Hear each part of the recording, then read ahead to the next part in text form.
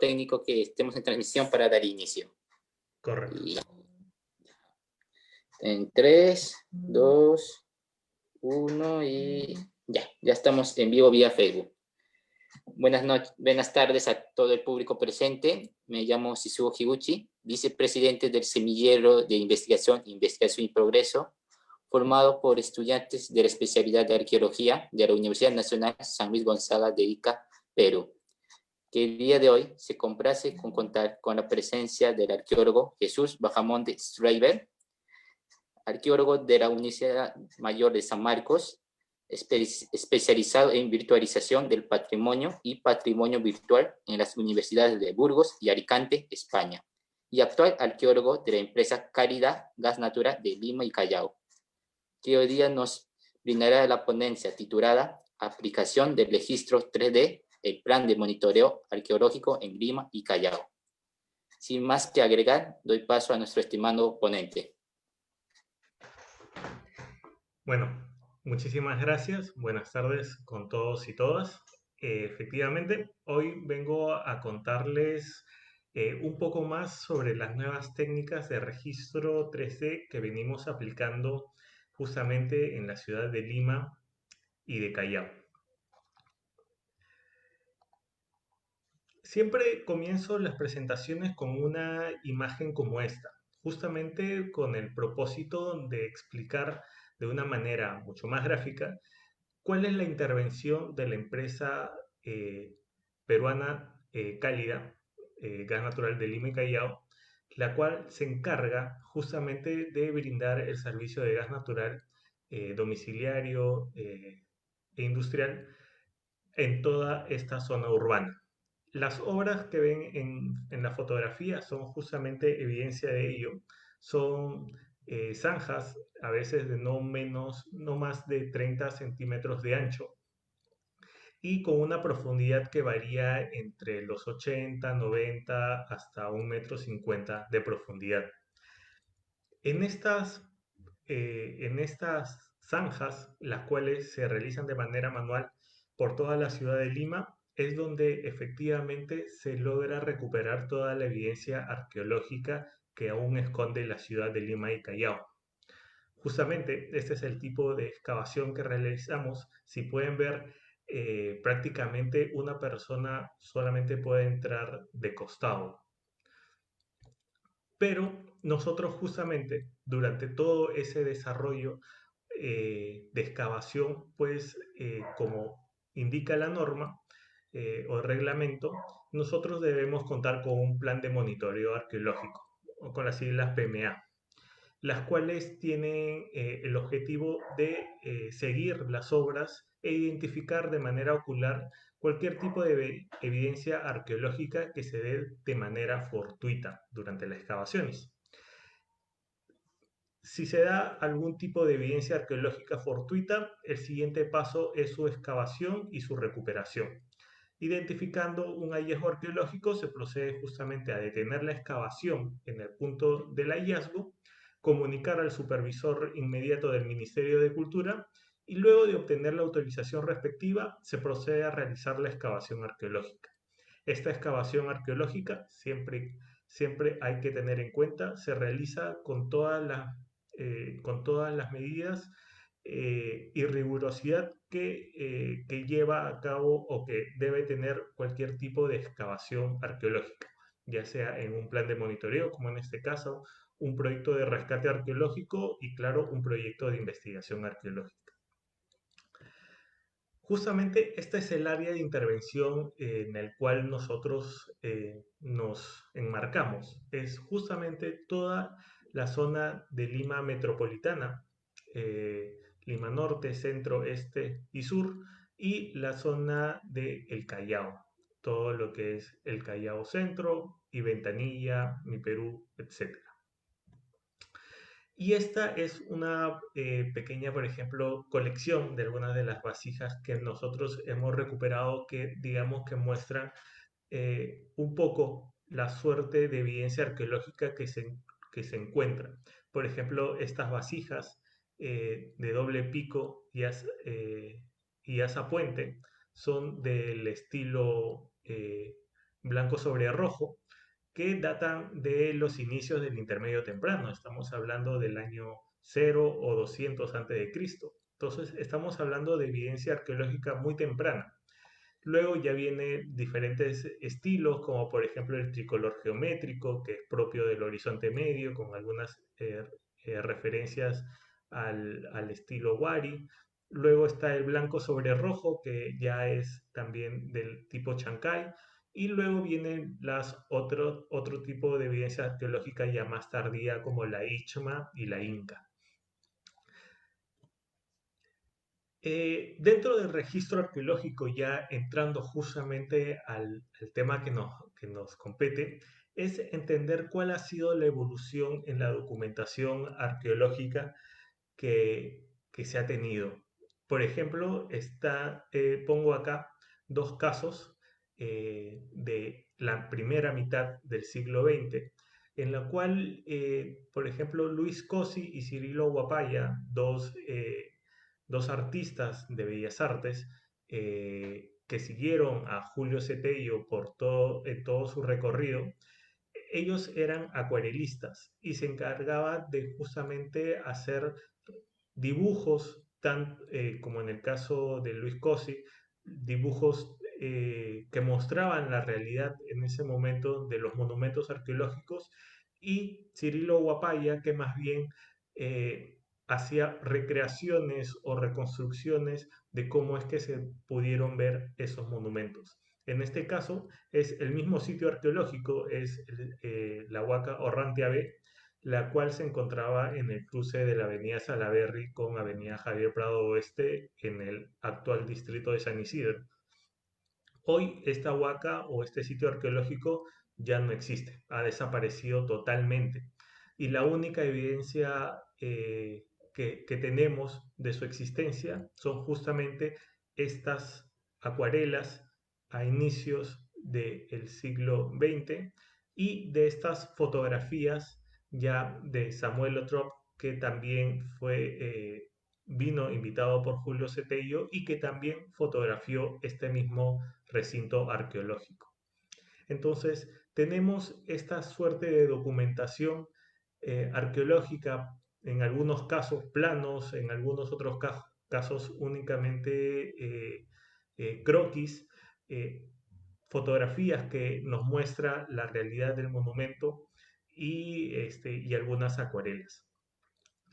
A todo ello, pues está el registro arqueológico propio de la excavación. Por ejemplo, acá les muestro una fotografía en la cual se ve el arqueólogo está dibujando en un papel milimetrado, pues cómo está la disposición del individuo que se acaba de identificar en la excavación arqueológica. Esta técnica, la cual es muy conocida y la cual nosotros aplicamos ya se aplica en realidad desde hace muchísimo tiempo, ya que AutoCAD como herramienta tiene ya su buen tiempo. Es un proceso manual. Comienza con el dibujo técnico en campo y luego se escanea y se redibuja en AutoCAD. De tal manera en que el dibujo que en un momento fue técnico y que estuvo en un soporte de papel milimetrado, pues pasa a un soporte digital y se convierte, digamos, que en una imagen, la cual puede ser en algunos casos coloreada, modificada o colocar algunos elementos más, ¿no? Pero hay un cierto problema, y es que si el dibujo inicial, el dibujo técnico, el dibujo hecho a mano alzada o un dibujo hecho con papel milimetrado tiene errores, pues estos errores se van a ver reflejados luego en el AutoCAD. No es que simplemente por redibujarlos en AutoCAD se corrigen las deformaciones o se corrigen los problemas o los mal cálculo tomado al momento del dibujo. Es por eso de que nosotros estamos aplicando una técnica que se llama fotogrametría digital. La fotogrametría es una técnica, una herramienta que ya tiene bastante tiempo. es decir, de que se utiliza desde antes que exista en realidad la fotografía como tal, pero ha ido evolucionando y también ha ido copando nuevos espacios y nuevos nichos para su desarrollo. Comenzó justamente con el desarrollo de planos topográficos y ahora se utiliza para el registro también arqueológico. La fotogrametría justamente es la técnica cuyo objetivo es estudiar, definir con precisión la forma, dimensiones y posición en el espacio de un objeto cualquiera, utilizando esencialmente medidas hechas sobre una o varias fotografías de ese objeto. Es decir, que esta técnica nos permite, primero, obtener información del objeto que se está excavando. Se logra tener una información milimétrica, ya que el objetivo es justamente lograr un modelo tridimensional eh, eh, y con una geometría exacta, lo cual nos da un mayor grado de precisión. Justamente las ventajas de la fotogrametría digital son que es una técnica fácil de aplicar. En realidad no necesitas muchos conocimientos técnicos, sino que simplemente con alguna información básica se puede lograr obtener una muy buena aplicación de la fotogrametría. Es económica, ya que no se necesita hardwares o elementos digamos que de gran costo, como por ejemplo los escáneres láser o los escáneres de luz estructurada, por ejemplo, que pueden costar entre 15.000, 20.000, 30.000 dólares, y hay algunos que son muchísimo más caros. Esta técnica es económica ya que únicamente puedes trabajar con una cámara que todos los arqueólogos tenemos en campo, y justamente puede ser también una cámara de un celular, ya que ahora los celulares también ya cuentan con cámaras con una gran calidad, pero siempre se recomienda una cámara reflex. Pero digamos que una cámara es mucho más fácil de acceder que un escáner. Es rápida, ya que también depende mucho de la técnica que se utilice para el registro 3D. Por lo tanto, es una herramienta de registro que se puede volver a utilizar cuantas veces uno lo vea necesario. Aporta una información milimétrica, como les había dicho, porque justamente el objetivo es generar un modelo 3D, el cual ha pasado por un programa de fotogrametría y un algoritmo, el cual ha generado un modelo con una calidad eh, y un rango de error muy, muy, muy pequeño. Y claro, ofrece resultados en 3D, como ven en la fotografía, y en 2D, que es justamente donde nosotros lo vamos a ir a aplicar, ya sea en generar ortofotos, es decir, fotografías o imágenes sin la deformidad que normalmente tiene una fotografía convencional, y también levantamientos y escalados. Por ejemplo, les voy a mostrar algunos ejemplos de cómo nosotros lo hemos puesto en uso. Por ejemplo, este es un hallazgo arqueológico bastante antiguo. En realidad, el hallazgo ya había visto impactado previamente por una instalación de desagüe, la cual había alterado de alguna manera la disposición de la cámara donde se había depositado el cuerpo. Ya los huesos se encontraban en muy mal estado de conservación y únicamente se presentaban en regular estado las piezas de cerámica que acompañaban al entierro. Pero ¿cuál era el principal problema que teníamos, por ejemplo, al tratar de registrar este hallazgo? Es que justamente una fotografía convencional como esta, al tratar de hacer una foto de planta, pues nos topábamos con la gran tubería de desagüe, la cual justamente no permitía entender la composición o la forma de cómo estaba dispuesto el cuerpo. Por lo tanto, decidimos pasarlo por un proceso de registro 3D.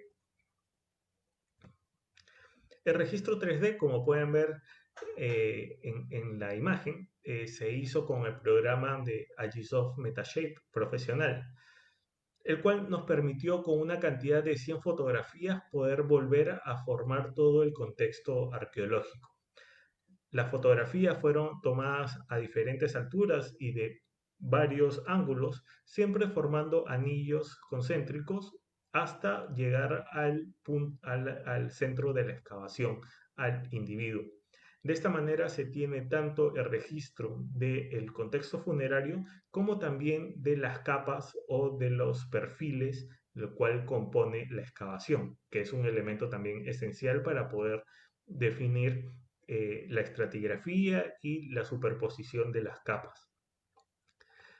De esta manera pudimos tener un modelo tridimensional de la excavación y poder retirar esa tubería de desagüe que alteraba en gran medida el registro arqueológico.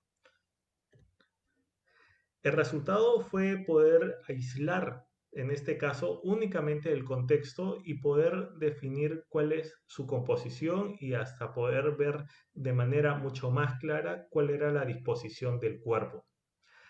De esta manera, si bien fue el resultado de un proceso que en realidad no demoró muchísimo, nos puede ayudar posterior a la excavación. ¿Por qué? Porque el estado tan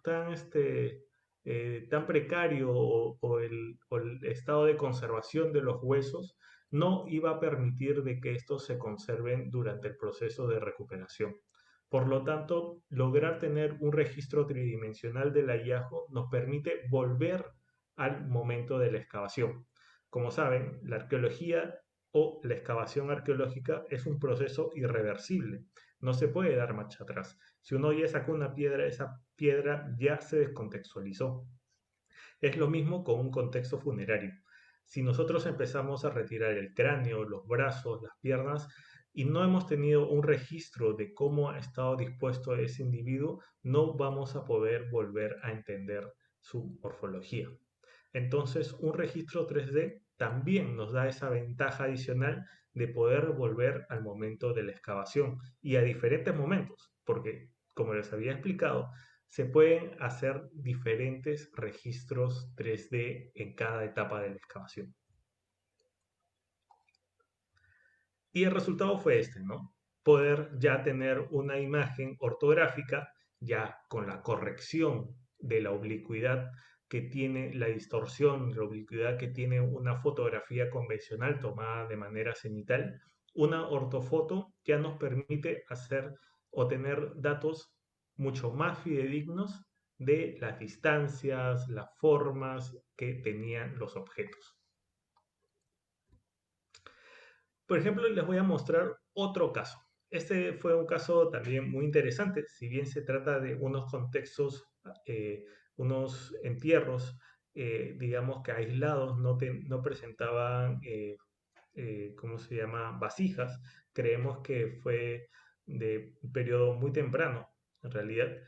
Eh, Fue también toda una dificultad, ya que la excavación se realizó en la avenida 2 de Mayo, en San Isidro, y la avenida 2 de Mayo es muy transitada. Por lo tanto, una excavación arqueológica no puede demorar más del tiempo en el cual se ejecuta la obra en el día. Es decir, se tiene que excavar desde las 9 de la mañana hasta máximo las 4 de la tarde y se tiene que volver a tapar de nuevo si es que se desea seguir excavando al día siguiente.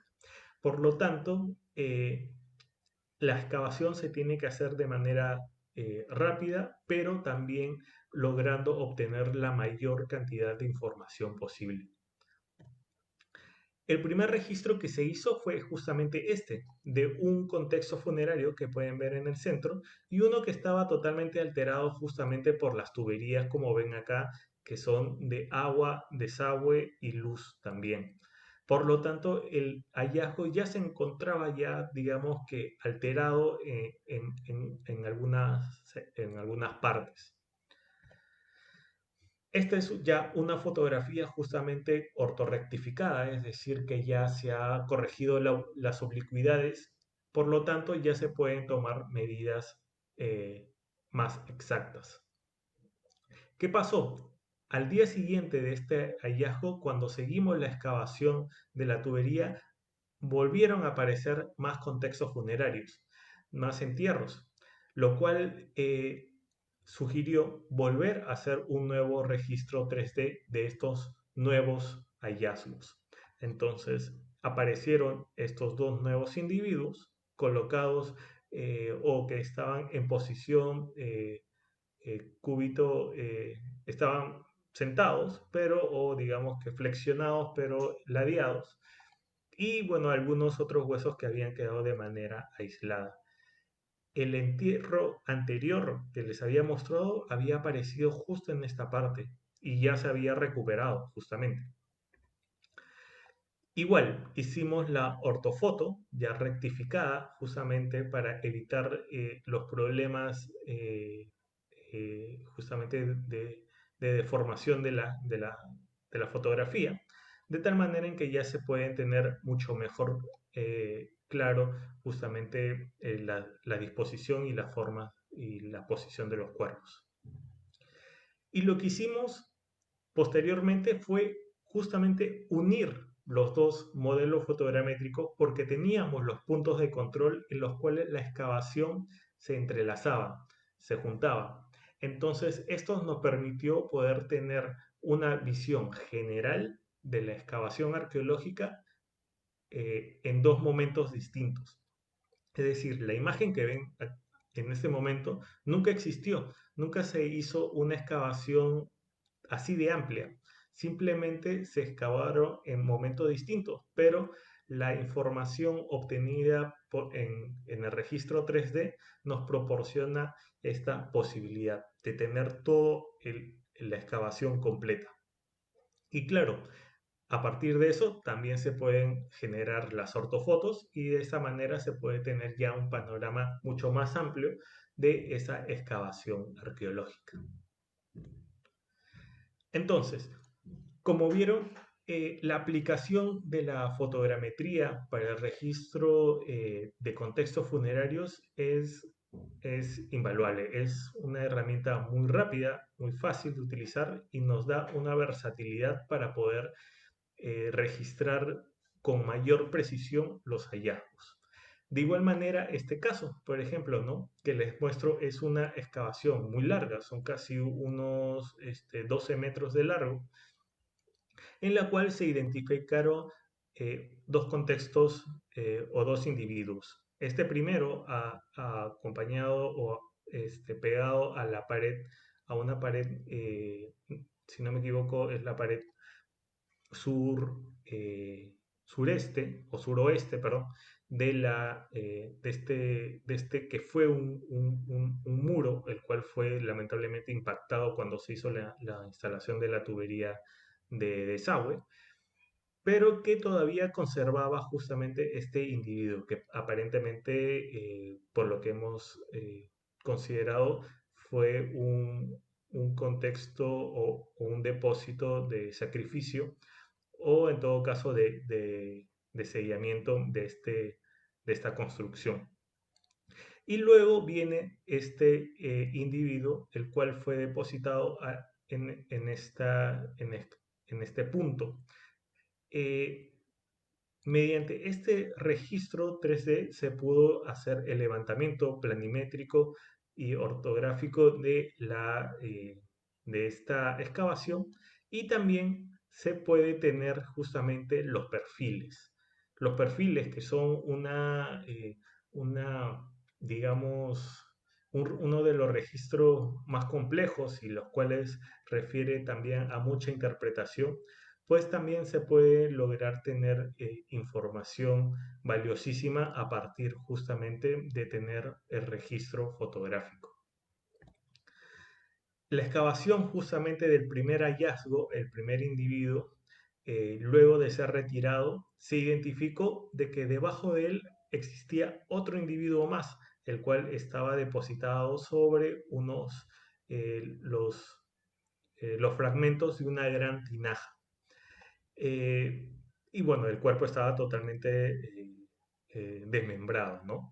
Pero digamos que de esta manera, con dos registros fotogramétricos, dos registros 3D, se puede entender cuál es la superposición de cada uno de los individuos.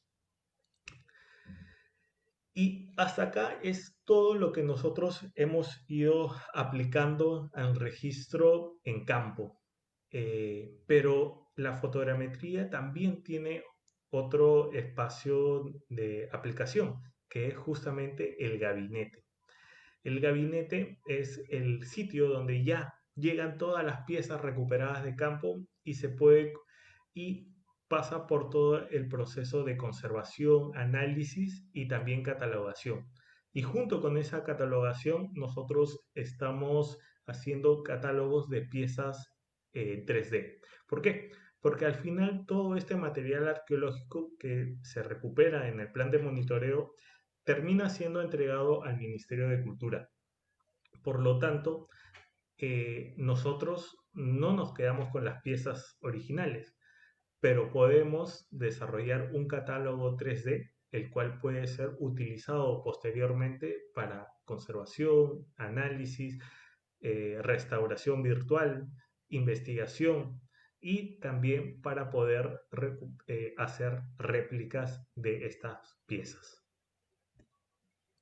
Es así que, por ejemplo, podemos, esta pieza que ha sido ya pasado por proceso de conservación, por ejemplo, muestra los colores que tiene la pieza original. Es una pieza en pasta naranja y la cual tiene la aplicación de un monito que está pintado en este color, digamos, gris. Y tiene y la vasija que presenta una forma de una lúcuma. En en estos dos videos, por ejemplo, se puede ver en, en este lado la pieza, cómo llegó al gabinete. Así llegó el momento de la excavación. Como pueden ver, está bastante deteriorada y sucia. Y aquí es como la pieza termina luego de la intervención de conservación. Esta también es una manera de cómo tú llevas el registro de la intervención de las piezas arqueológicas y puedes sacar, ¿cómo se llama?, comparaciones.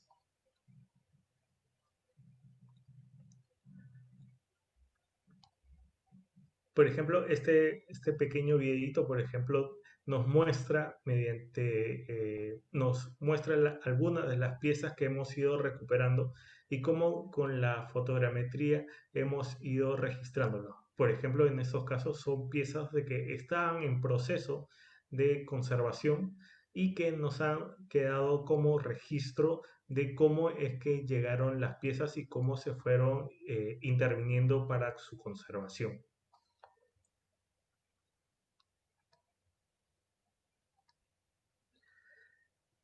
También realizamos digitalización de piezas óseas. Por ejemplo, el cráneo, la pelvis, algunos huesos, son elementos que nos sirven para poder analizar los contextos funerarios. En este caso, nosotros estamos haciendo lo mismo que hacemos con las piezas de cerámica, lo hacemos con, por ejemplo, los contextos. De esta manera, empezamos la digitalización, en este caso de este cráneo, de tal manera de que lo podemos tener en 3D y poder luego hacer diferentes líneas de análisis, ¿no? Por ejemplo, la fotogrametría nos permite lograr tal calidad de que podemos hacer, por ejemplo, un análisis a partir del modelo 3D de la pátina o de los dientes, por ejemplo, ¿no? La calidad es alucinante. Y de igual manera, por ejemplo, podemos identificar elementos que aparecen en la geometría, pero que tal vez a simple vista, en la textura de la pieza, no son identificables. Por ejemplo, esta cruz o esta marca, este corte, por ejemplo, en el hueso, no se ve reflejado justamente en la textura, porque es una marca tan, pero tan leve que únicamente se puede identificar mediante la geometría del objeto. Y el presente de la divulgación arqueológica. Nosotros ya hemos visto todo este proceso justamente de desarrollar modelos 3D tanto de las excavaciones, de las piezas, ya sea de cerámica o ya sea elementos óseos. Y nos está permitiendo, por ejemplo, desarrollar catálogos de colecciones. Por ejemplo, ya se encuentra en nuestra página de Sketchfab, por ejemplo, de Cálida Perú. Por ejemplo, se encuentra toda la colección del primer plan de monitoreo que realizamos entre el año 2014 y 2016.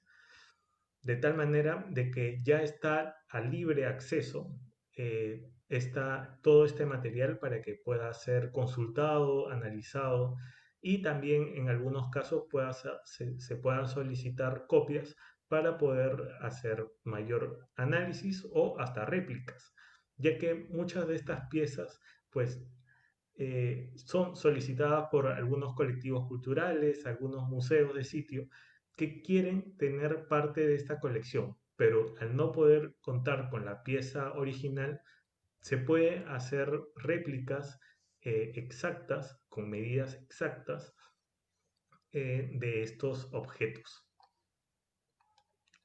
Y claro, también buscamos otros públicos. Por ejemplo, hemos desarrollado una aplicación de realidad aumentada, la cual ahora ya está por lanzar su segunda versión, en la cual hemos incorporado mediante el uso de códigos QR, por ejemplo, la visualización de los modelos 3D.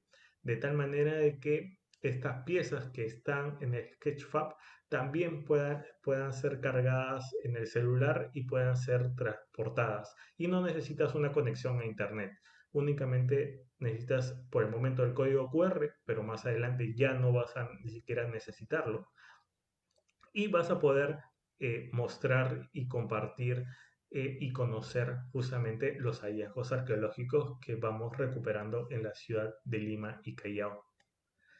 Y por último, nuestra herramienta más importante y es en realidad la bandera de la arqueología en la empresa es la página del Gran Museo Cálida, que por el momento se encuentra optimizándose, en la cual mediante un plano en realidad muchísimo más dinámico que un Google Maps, tiene como objetivo montar toda la información de sitios arqueológicos y de hallazgos que nosotros vamos recuperando en la ciudad de Lima. De esta manera se va mostrando de manera mucho más, digamos que lúdica y a su vez democratizando y haciendo de manera transparente la intervención que nosotros vamos realizando y también compartiendo toda la información que vamos recuperando. Entonces, por ejemplo, aquí pueden ver la excavación de un hallazgo de un contexto funerario, por ejemplo, en la zona de Canto Chico, en el distrito de San Juan de Lurigancho, en Lima, por ejemplo, ¿no? Mediante fotografías uno puede ir justamente viendo cómo es que se ha logrado las excavaciones y uniendo justamente toda la información de fotos, videos, también están los 3D, los cuales las personas pueden examinar. Y claro, la sección de la historia, que es los datos preliminares y muchísimo más información para poder compartir con el ciudadano también de a pie. Y bueno, eso sería todo. Muchísimas gracias. Espero que les haya gustado mucho toda la información que he podido compartir con ustedes y seguimos generando cada vez más esta etapa de cuarentena. Si bien en los primeros meses nos ha evitado pues poder volver a salir a campo a hacer estas intervenciones, nos ha permitido justamente generar todos estos catálogos de piezas en 3D, los cuales ahora se encuentran a disposición de todos ustedes. Muchísimas gracias. Mu- Muchas gracias, señor Jesús. Y ahora pasaremos a la ronda de preguntas. Les recuerdo a todas las personas que nos están viendo, tanto en el Facebook como en el Zoom, pueden escribir sus preguntas en el chat del Zoom o del Facebook. Aquí, la primera pregunta es de Eduardo Arangure. Pregunta, ¿cuáles son los requisitos mínimos que debe tener una computadora para poder funcionar en ella los principales programas que se usan en la arqueología? Es una muy buena pregunta. En realidad, se puede comenzar con una computadora básica. En realidad, no, tal vez si no cuentas con una tarjeta dedicada de video, eh, puedes iniciar con una computadora que tenga al menos 8 gigas de memoria RAM, y que sea Core i5 o Core i7, ¿no? Dependiendo de tus posibilidades. Pero siempre la idea es tal vez comenzar con lo básico, porque también los modelos 3D se van a ir complejizando de acuerdo a las herramientas que vayas utilizando y al conocimiento que vayas adquiriendo. Y adquiriendo mayor conocimiento, bueno, vas a ir necesitando una computadora un poco más potente para generar modelos fotogramétricos muchísimo más grandes o mayor cantidad de información. Pero con una computadora básica, Core i5 de 8 gigas de memoria RAM, es suficiente como para iniciar. Y luego ya ir tal vez sumando un poco más de memoria RAM o ir viendo por tener más bien una PC, la cual se puede ir actualizando con una tarjeta de video o cambiando el disco duro de estado el mecánico a estado sólido. Ya es un proceso, digamos que un poquito más largo, pero lo esencial es comenzar. Muchas gracias. La siguiente pregunta es del señor Oscar. Muchas gracias, muy interesante la ponencia. Mis preguntas son, número 1, ¿qué programa utilizan para realizar la fotogrametría? 2, ¿qué programas usan para visualizar la imagen 3D obtenida de la fotogrametría? Ya que yo tengo una buena computadora, pero aún así, cuando quiero visualizar una imagen, no corre de manera fluida. 3, si la regla dice que al encontrar un yacimiento arqueológico durante los trabajos, este debe ser excavado arqueológicamente. Esto quiere decir que las compañías de agua, luz, telefonía, etcétera, las cuales obviamente han encontrado muchos de estos yacimientos antes que ustedes, están atentando contra el patrimonio sin ninguna consecuencia.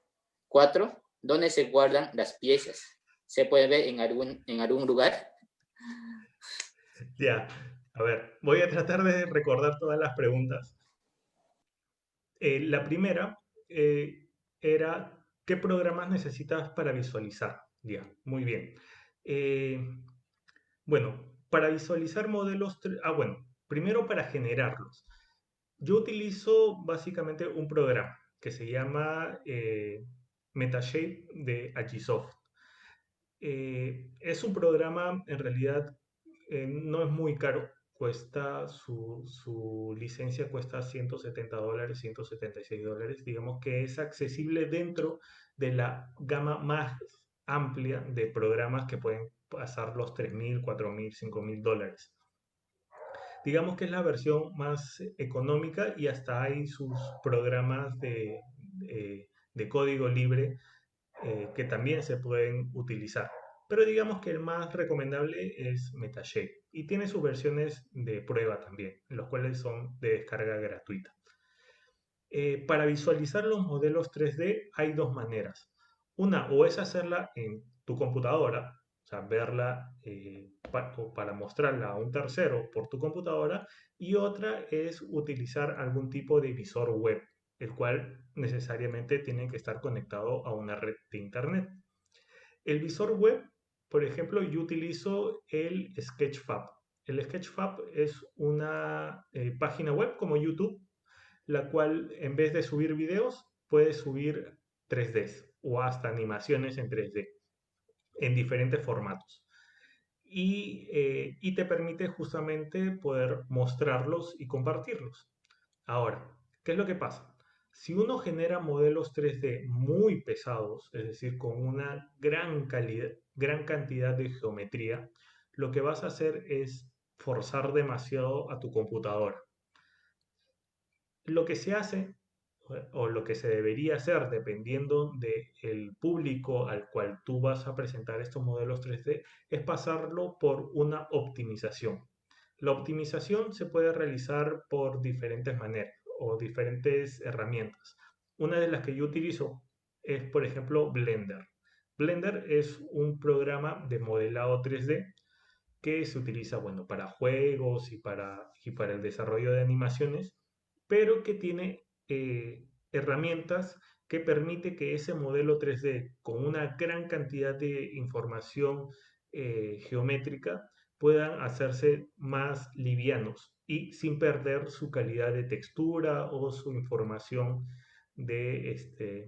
geométrica. Entonces, pues tu trabajo pudo haber desarrollado un modelo 3D de 500 megas y después de una optimización puedes lograr tener un documento de 5 o 8 megas, ¿no? Que es mucho más fácil de poder subir en un visor web como Sketchfab o mostrarlo en un visor de computadora. Hay muchísimos en realidad, todos los que puedan reproducir OBJs eh, se pueden utilizar. Es más, el Windows 10 trae un programa que se llama Visor 3D, que justamente puedes utilizar para mostrar modelos 3D. Ahora, la otra pregunta, ¿cuál era? Porque ya me perdí.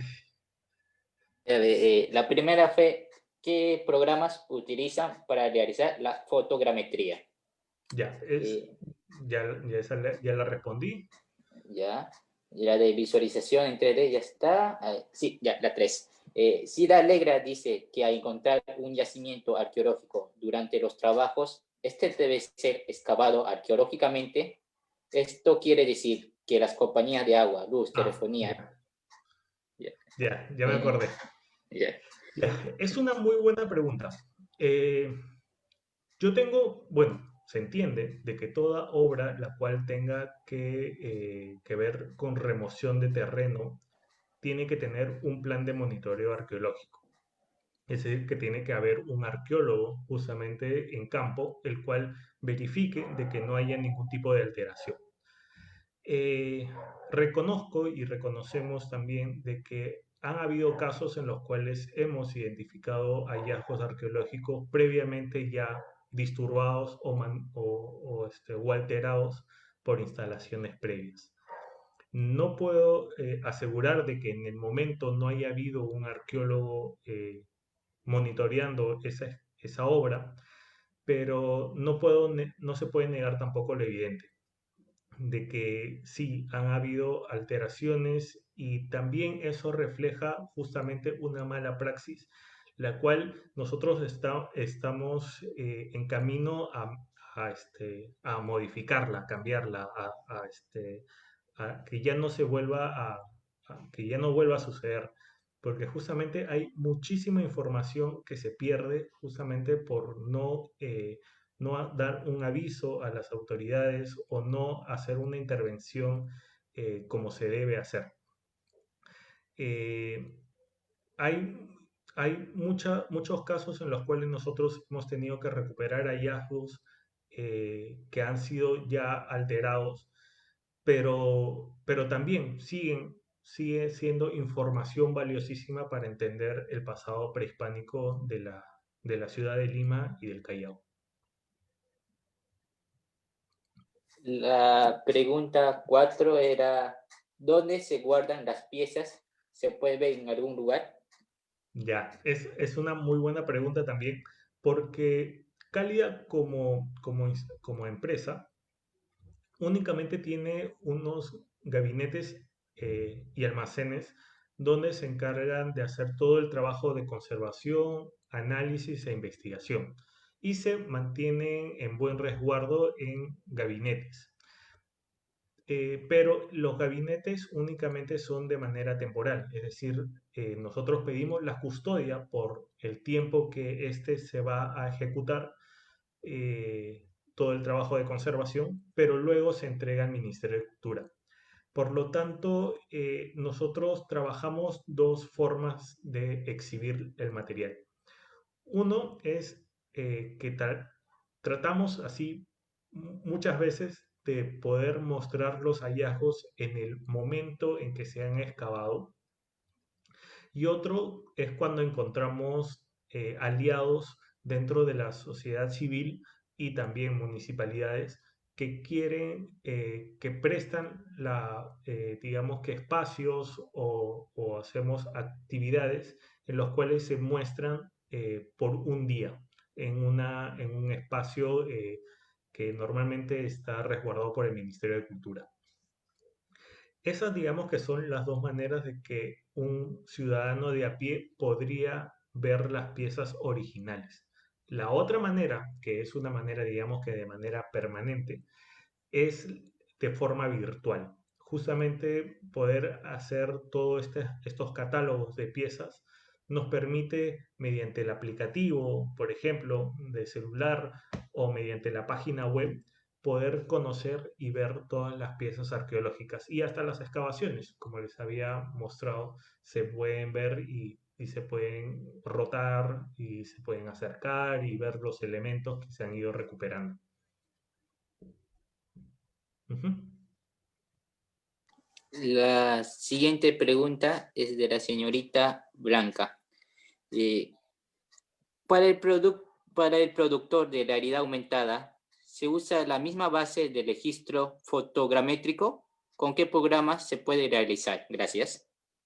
Ya, sí se utiliza la misma base, o sea, la fuente es la misma, pero pasa por un proceso de optimización, de tal manera de que el modelo fotogramétrico inicial, el cual tiene toda la información completa, por así decirlo, se utiliza únicamente a nivel de análisis, porque se puede tener una mayor precisión, pero para llevarlo a programas como de realidad aumentada o a visores de páginas web o de celulares, lo que hacemos es optimizar el modelo 3D con un programa que se llama Blender, que es de código libre, o sea, ese no cuesta nada.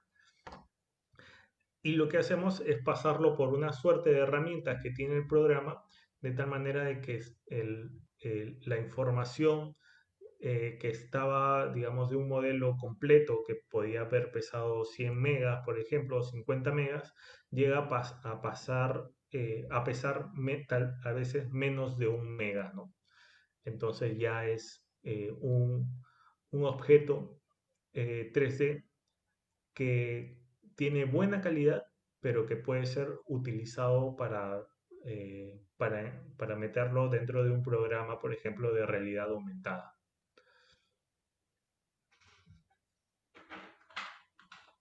Y claro, aprovecho también justamente para contarles de que los modelos 3D, por ejemplo, también nos permiten hacer cosas como estas.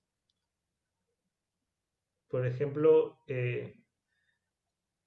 al tener un modelo 3D, por ejemplo, el cráneo que les había mostrado, nosotros podemos hacer réplicas con impresiones 3D, de tal manera de que se puede lograr tener el mismo modelo con la misma calidad, pero en escalas menores, para poder, por ejemplo, hacer exhibiciones o presentaciones y al ser un material PLA, que es un material bien liviano, pero a la vez bastante resistente, eh, puede ser manipulado sin el temor de que sea roto o que se altere.